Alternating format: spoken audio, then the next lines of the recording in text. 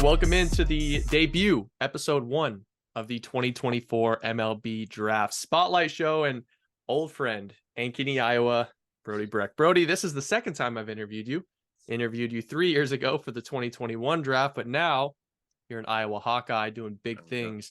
Welcome back to the show, man. It's been a minute.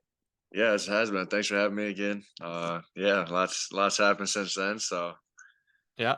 Yeah, I would imagine in the last 3 years, you've probably put on 10 or 15 good pounds, and I've probably put on 10 or 15 poor pounds. But either way, we're in the exact same spot we were 3 years ago. I want to give you the shot like I did last time. Introduce yourself, viewers, listeners. Who's Brody Brecht? What's he all about? yeah, I'm Brody Brecht, obviously, from Ankeny, Iowa. Go to University of Iowa. I'm a pitcher there, and I mean, first and foremost, I'm a believer. I'm a follower of my Lord and Savior Jesus Christ. That's the number one thing in my life. Everything I do is based on that. So that's who I identify. That's me. And then other than that, love sports. Obviously, I played football at Iowa. My first 2 years, just going to be playing baseball now. I'm excited about that. But other than that, yeah, just kind of been, just working out, back home now after, the season, and just kind of getting ready for the fall, and excited to see what fall ball is like. So Yeah, yeah, this is going to be your first fall ball. it is. It is. Yeah, it's all right. I'd rather have fall ball than fall camp. So No doubt. We'll get to the football thing in a minute, but I'm gonna throw a label on you. I'm gonna start this thing by just throwing a label on you. I think a lot of people might agree. You might have the best stuff, like pure stuff, in the history of college baseball. And I know that's a big acclaim right out of the chute here, but I just want to know, like, when did you know that your stuff was different? Like, did you know in high school, or did you kind of get to Iowa and figure out, like, there's not a lot of guys ripping through a breaking ball like I am, or touching triple digits at the same time? Like, how do you view your stuff? yeah. Well, first, I appreciate the kind words. We still got a lot of work to do, but I mean, I've always thrown harder, than a lot of the kids my age, and then my the jump from sophomore to junior year in high school was kind of that's when I took my big velo jump, and so I don't know. I really, to be honest, like in high school, I knew I had, like, obviously I threw hard, so I knew I had a fastball. And then my junior senior year, or mostly mainly my senior year, I started ripping the slider a lot. And, it worked in high school, and so I was happy about that. I was just didn't know how I was going to be in college. So I just wanted, so my first live sets, we get to college, and I'm throwing it, and keeps working. So I just keep throwing it, and then shoot, freaking against Texas Tech this year, I threw 70 sliders. So we just kind of, I honestly, yeah. I mean, I just kind of go out there and just rip it. So Absolutely. Well, I mean, there's not a lot of people throwing 85-mile-an-hour curveballs and 91-mile-an-hour sliders. So did you not know that you had that kind of stuff until you kind of got onto, a Rap Soto, or you kind of like started digging into the numbers? You talked to Sean McGrath, like, or was it just I'm just throwing? yeah, I mean, really, I mean, up until I never, like, for me, like, all that stuff was like new to me, like hearing all, like, because like in the fall, they always go through like freshmen, or like in fall ball, they always go through like your numbers on everything. And so I wasn't there, so I never like heard like what any of that stuff meant or whatever. And then, I get there in the winter, we're in season already, so I'm just kind of out there, so I really don't know what a lot of that stuff means. And then they had a camp one time, so I sat in on a camp, and they're explaining it to the high school kids, and I'm looking at the screen too, because this is my first time hearing all this stuff too. So, I mean, and numbers still really aren't my thing. Like, it's cool to look at and stuff, but for me, like, it's just about going out there and just wanting to dominate, the batters, and that's kind of my mentality every time I go out there. My slider, like, I get my TrackMan back, like, the numbers on it are different every single, like, time. It doesn't move it doesn't move the same way. Like, I just Hmm. figure out there and throw it. And so, um, I mean, yeah, it's cool to see sometimes, but I think a big part of it is just mentally. You just got to go out there and believe they're not going to hit your stuff. So No doubt. What's it like? What was it like giving up football? Because that's been a huge part of your yeah, life. You're a big recruit. two-way guy? Like, what was it like making that decision? Yeah, it was tough. It's definitely the toughest decision of my life. Football has been my first love since I was, since I can remember. And that's really why I went to Iowa. If I didn't have football, I probably would have went to the draft. So, it lured me away from the draft. Out of high school, and I had a lot of fun. 2 years, made some great friends. I still live with football guys, so I got some of my best friends for life. That I got from going to Iowa. So I don't, I wouldn't change anything. So, but yeah, I mean, it's tough. Like, I'm sure when they start playing again, I'm gonna be a little sad a little bit.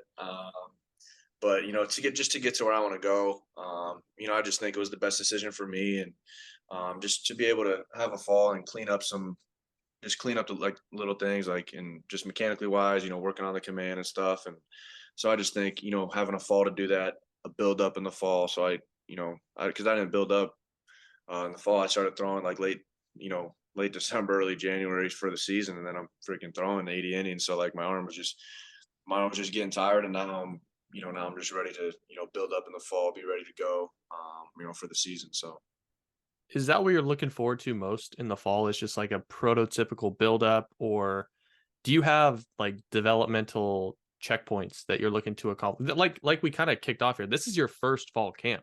Like you've yeah, had a different pair of cleats on. You've been on the gridiron. You haven't been yeah. playing baseball in the fall. So, what are you most looking forward to here?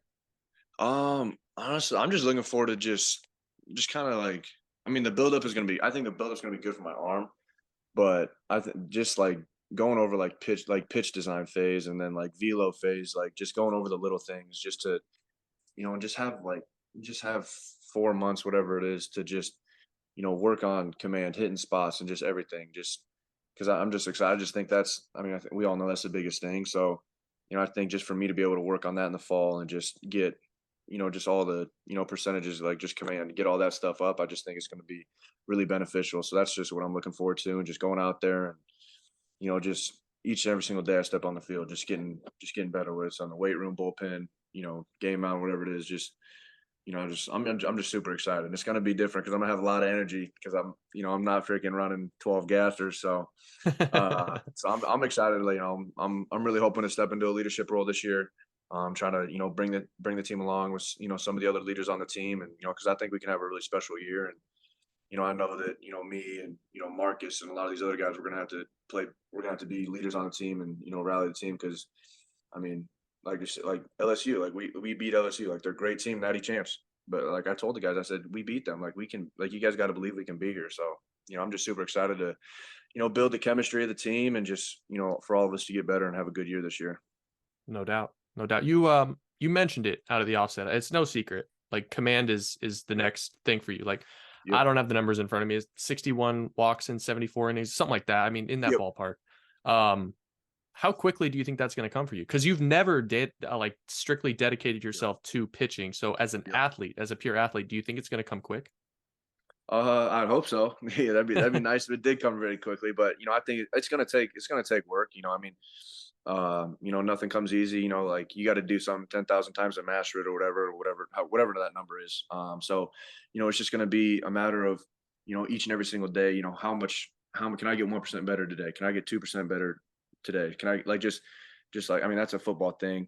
In a book that we read, just getting 1% better each and every single day. And then by the end of the year, you're 365% better than you were. So just having the mindset and just the discipline to go out there every single day and working hard and getting better, and have a purpose with everything you do out there. I think that's, I'm sorry, I'm getting fired up about it, but Bring it on, I man. mean, I just going out there and just trying to get better, every single day, just having a purpose and a plan, and holding myself to accountable. Every day I'm probably not going to get 1% better. That's just life. You're going to have ups and downs, but just trying to keep the trajectory going up. So You get the headlines, but Marcus Morgan, you guys crazy. have That's my guy. stuff competitions, man. Like you guys are nasty. Oh yeah, I mean that's my guy. We room together. We're like on the road. Like we're always with each other. So that's my guy. And I'm super excited. He had we both the freshmen, we both kind of had the ups and downs, command or whatever. And then this year, we had our moments, but I mean, we both had really good years this year. And so I was super happy for him. We were there for each other. We leaned on each other when we were going through it. And so I mean, he's a different pitcher than me. I mean, I'm, the power guy, and he can run it up there a little bit for sure. But I mean, he can throw 5 pitches, any point in the game. Like it's crazy. And he spins the crap out of the ball. I mean, he's athletic too. Like, I mean, I'm super excited for him this year. I think we can do great things. I throwing Kate Obermuller into the Shoot, man. you guys are a nasty trio up to He's the 97. weirdest kid. Like, he's the most goofiest kid. Like, he's literally like 170 pounds, and he's just the most springy, like athletic, like has like a 40+ inch vert, throws 97. Like, it's just like, I don't get it. Like me, like I get it. I'm a bigger guy, but like, I mean, I got 50 pounds on this kid and he's throwing 97. Like, Are you telling it's me? Are you crazy. telling me Kate is pound for pound a better athlete than you? Shoot. I mean, I You mean, gonna admit that? if we were to get pound for pound, he might be a little bit more athletic, but I mean, if we get in the ring, you know what's going on. That's fair. All right. So talk to me about Sean McGrath. He comes over last year, starts cooking up the pitching. What's it like working with Sean? He's been all over the place in baseball. Yeah, I mean, I love Sean. For me, he is really like on the mental side of the game, like, confidence, body language, like all this stuff, like, working on your breathing routine. He's all into like mentality, like, just, feeling good. And for me, that helped a lot, especially, those 4, weeks in the mid-year where I was kind of struggling a little bit. I really clicked into the mental side of the game, and he was right there with me every step of the way, never lost faith, never lost confidence in me. And, I finished the year strong. So we've gotten really close, and, he gets me. We're both kind of go-getters. We butt heads sometimes, but I mean, we got a really good relationship, and I'm super glad he's here. I dig it. All right. So new question I'm bringing out this year. Who is the best big leaguer that you could strike out? The best big leaguer.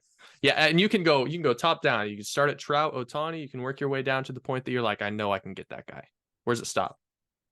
I mean, shoot. I mean, I'd like to say anybody if I get them on the right day, but I mean, all those guys are, super good. They can see everything really well and, spit on stuff.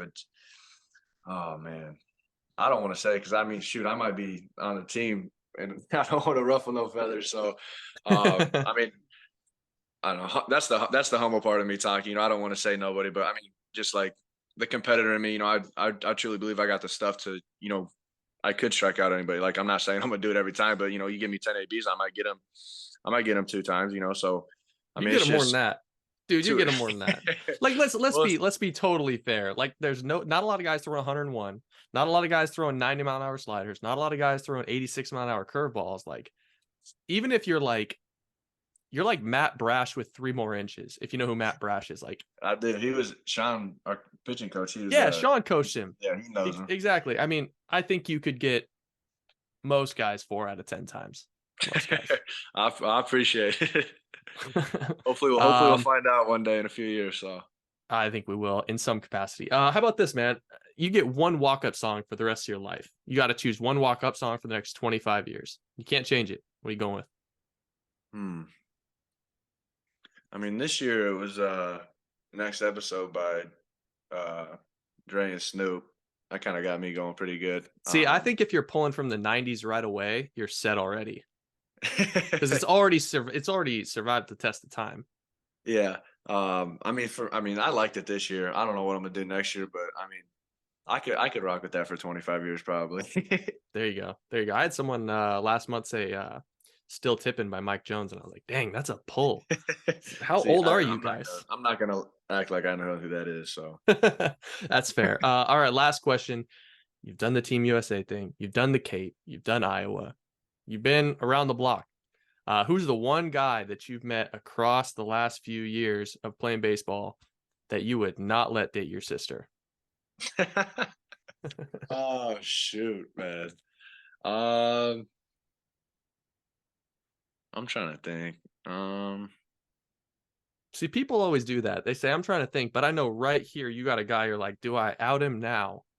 I'm not gonna say that. I'm not gonna say his name, but we played Cape Cod League together. So you got the team, but I'm not gonna do my hands like that. Fair enough. I'm gonna interview every single player from that team. From that team. And then you interview them all, ask these questions, and then we'll see if we got the same one. I take it, man. Brody Brecht, University of Iowa, some of the best stuff in college baseball, arguably some of the best stuff in college baseball history. Brody, thank you so much for joining the show. I'm rooting for the command because if it comes this year, dude, I don't. The sky is the limit. Brody Brecht, we'll I see you, man. appreciate it. I appreciate it. Thank you. All right.